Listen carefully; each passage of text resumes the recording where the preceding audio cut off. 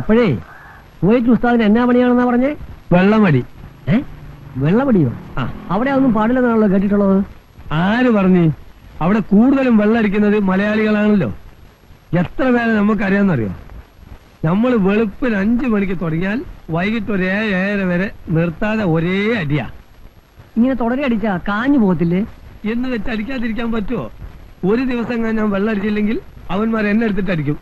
ഇങ്ങനെ വെള്ളമടിച്ചല്ലേ ഞാൻ സുക്കാ പൈൽമാനായി പോയത്. അതെന്താ നിങ്ങളെ കൊണ്ട് വെള്ളം അടിപ്പിക്കണമെന്ന് അറബികൾക്ക് ഇത്ര വാശി?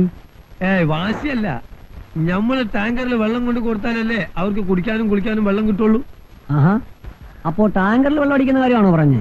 പിന്നല്ലാതെ. ഞാൻ വിചാരിച്ചു സ്മാൾ അടിക്കുന്ന കാര്യമാണെന്ന്. സ്മോൾ ആദ്യപ്പോ കാറാമല്ലേ. എടാ ഉസ്താദേ, ആ, നീ ആ റോട്ടിൽ പോയിട്ട് ഒരു ബക്കറ്റ് വെള്ളം എടുത്തിരുന്നേ. ഇവിടുത്തെ പൈപ്പിൽ വെള്ളമില്ല.